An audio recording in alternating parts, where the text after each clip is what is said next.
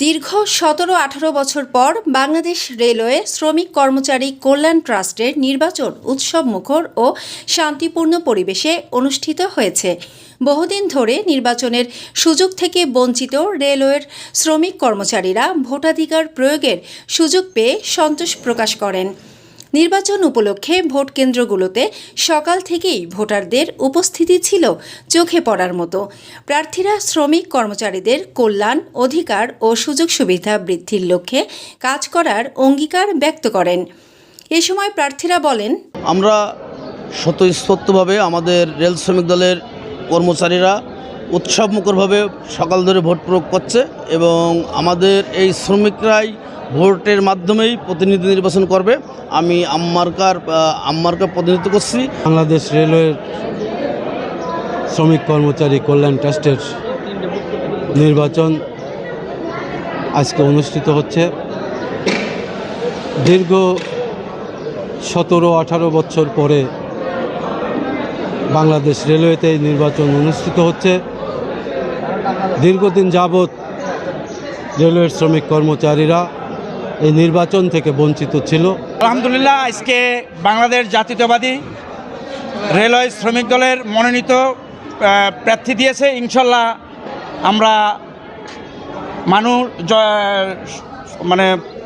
আনন্দ উৎসব মুখরভাবে ভোট দিচ্ছে এবং দীর্ঘ ১৭ বছর পরে রেলওয়ে কল্যাণ ট্রাস্ট শ্রমিকের কল্যাণের জন্য এই প্রথমই উৎসব মুখর ভোট গ্রহণ অনুষ্ঠিত হচ্ছে। আমাদের দল নির্বাচিত প্রার্থী মোরগ, আম এবং মাছ এদের পক্ষে কাজ করার জন্য আমরা সকাল থেকে কাজ করছি। ইনশাল্লাহ আল্লাহ পাক যদি চায় এনারা বিপুল ভোটে জয়ী হবে, আমরা সেই আশাবাদ ব্যক্ত রাখি। দীর্ঘ ১৭ বছর পর স্বৈরাচার শেখ হাসিনার পতনের পর আমরা আজ ১৭ তারিখ ২৬ সালের ভোট দিতে পেরে, কল্যাণ ট্রাস্টের ভোট দিতে পেরে শ্রমিকরা সবাই উৎসবমুখরভাবে ভোট দিচ্ছি।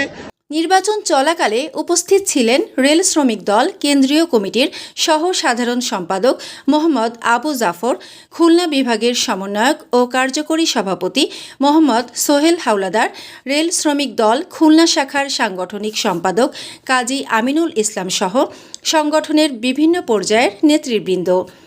এছাড়া মোহাম্মদ কুদরত আলী, শাহজাহান আলী, হেলাল আজাদ, নুরুল হক, আমিনুল, আতিয়ার, বাবুল খা, রুবেল, তাসলি, তাহের ফকির, রফিক, আলাউদ্দিন, জাকির সহ অনেকে উপস্থিত ছিলেন।